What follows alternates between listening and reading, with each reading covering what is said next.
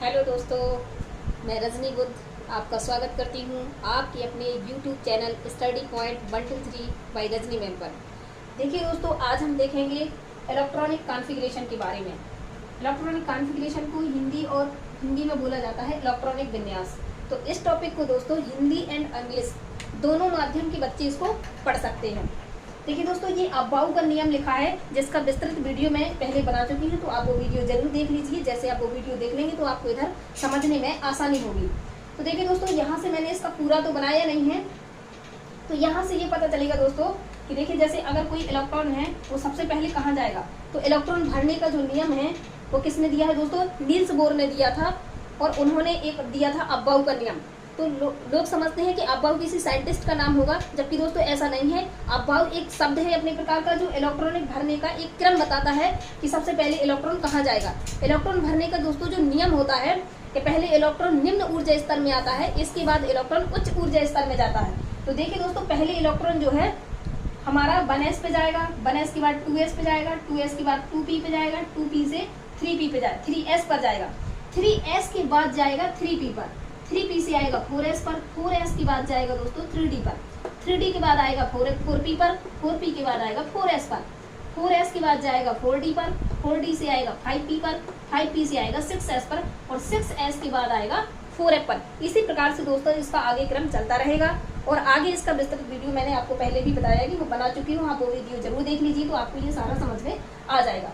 अब हम बात करेंगे दोस्तों, यहाँ पे जो लिखा है S P D F, ये क्या है दोस्तों? ये उपकक्षक है। तो इसमें इलेक्ट्रॉन कितने कितने भर सकती है, इसकी कैपेसिटी क्या होती है? तो दोस्तों इलेक्ट्रॉन हमेशा जो स्पिन नंबर है, स्पिन क्वांटम संख्या होती है दोस्तों, वो इलेक्ट्रॉन हमेशा विपरीत चक्रण में भरे जाते हैं।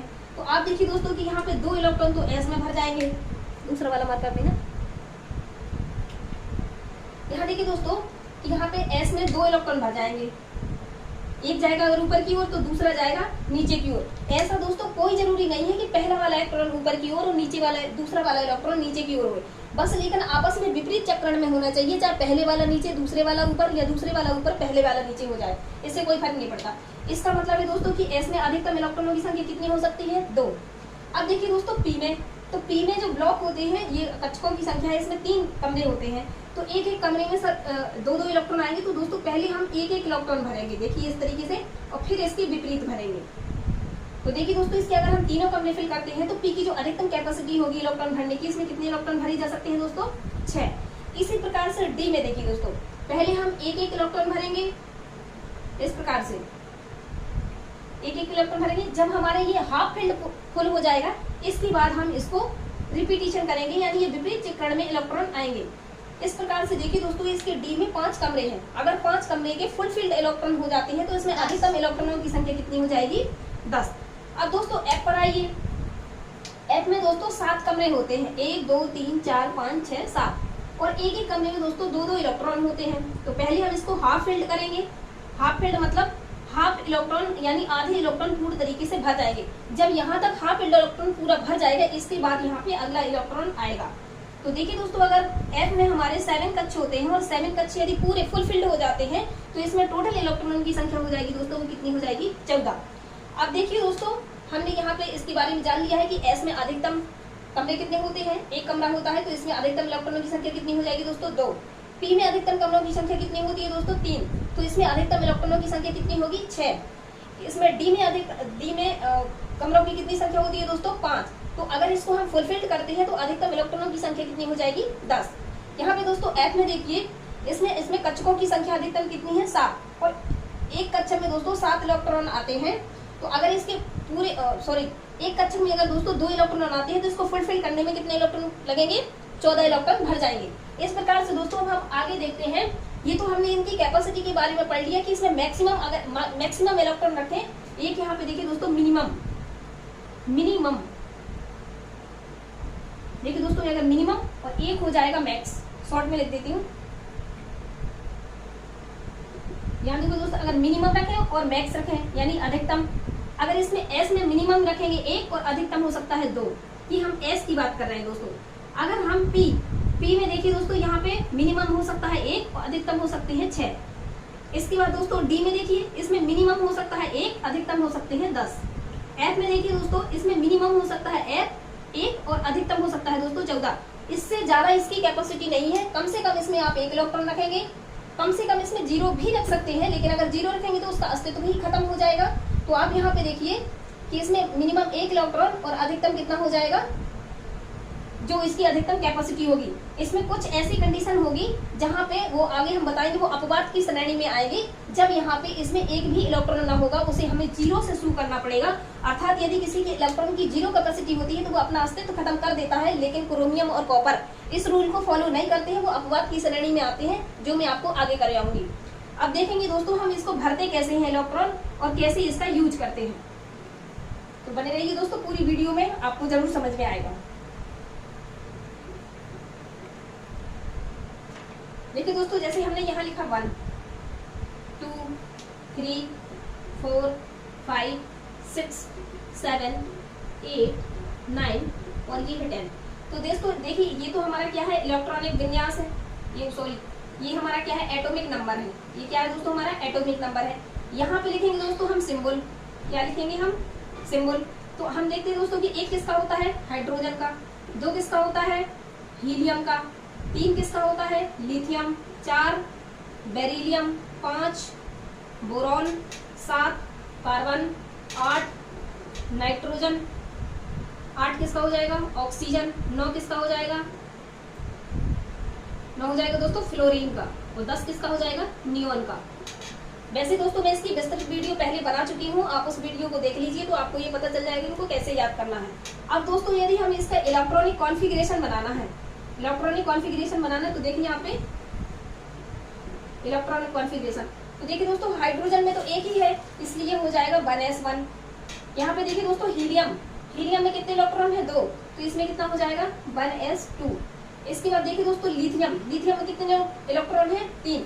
तो देखिए दोस्तों 1s की तो अधिकतम कैपेसिटी 2 थी, तो इस पे 2 इलेक्ट्रॉन आ गए, अभी भी इसके पास 1 इलेक्ट्रॉन बचा है। तो यहाँ से देखिए दोस्तों 1s के बाद हम कहाँ जाते हैं, 2s पर, तो 2s पे कितना इलेक्ट्रॉन चला जाएगा, 1। इसके बाद दोस्तों हम देखेंगे बेरिलियम, बेरिलियम में आएगा 1s पे 2 और 2s पे 2, क्योंकि s की अधिकतम कैपेसिटी कितनी होती है, 2।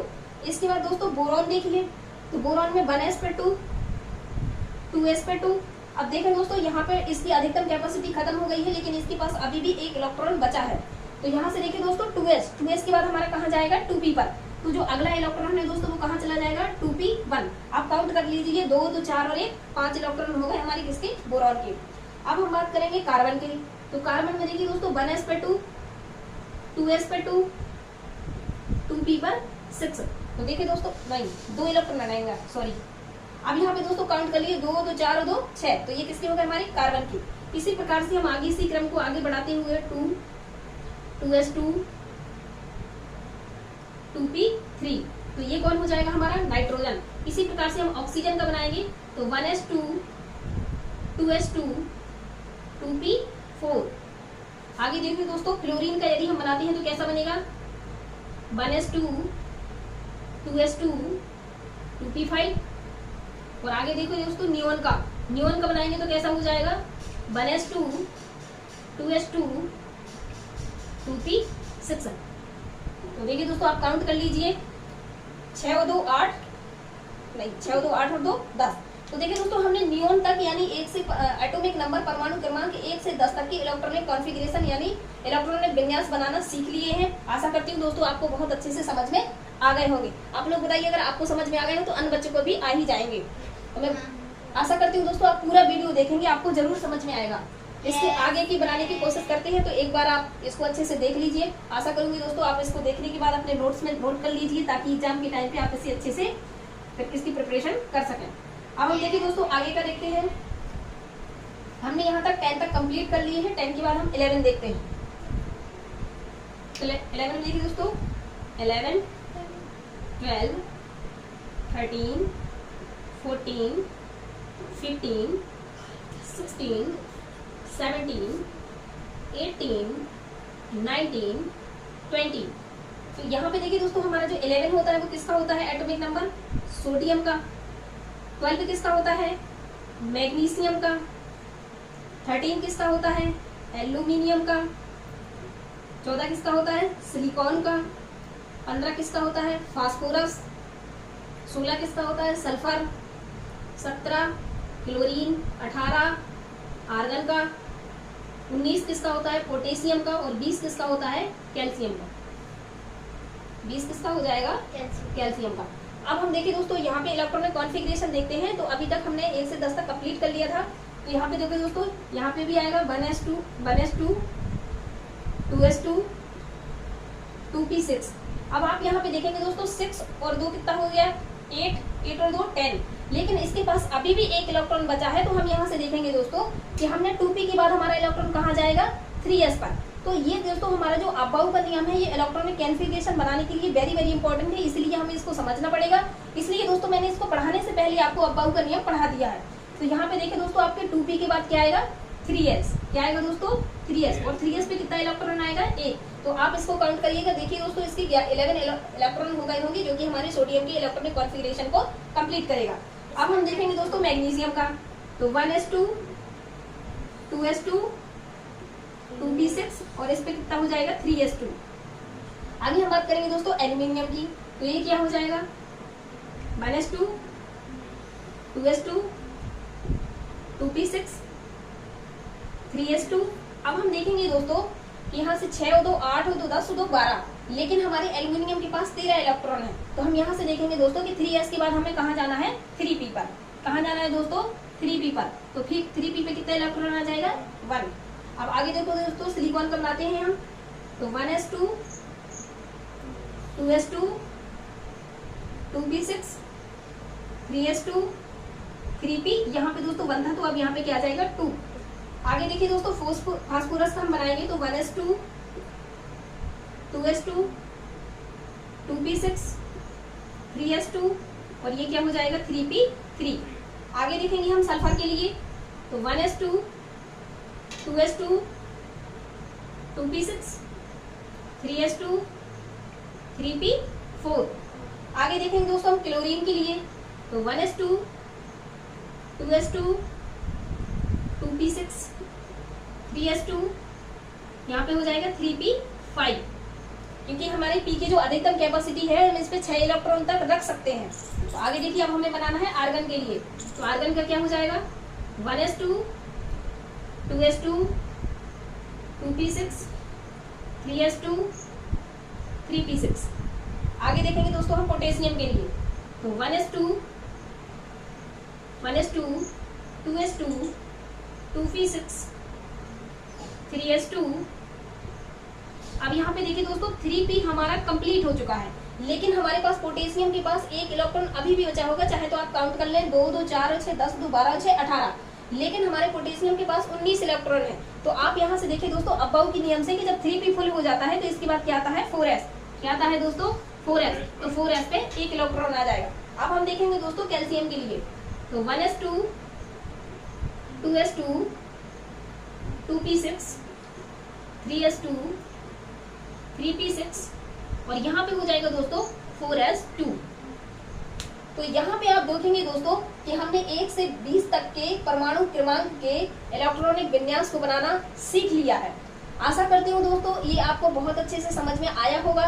यदि आपको अबाउ के नियम से या इलेक्ट्रॉन भरने के क्रम से कोई समस्या आती है तो इससे पहले मैं आपको एक वीडियो बना चुकी हूँ अबाउ का नियम। पहले आप वो वीडियो देख लीजिएगा, इसके बाद ये देखेंगे तो आपको ज्यादा समझ में आएगा। यदि दोस्तों आपको इसके एटॉमिक नंबर यानी परमाणु क्रमांक को याद करने में दिक्कत जाती है दोस्तों, तो इसका वीडियो भी पहले बन चुका है, आप उसको देखिएगा। इसके बाद इसका इलेक्ट्रॉनिक कॉन्फ़िगरेशन का वीडियो देखेंगे तो दोस्तों आपको जरूर समझ में आएगा।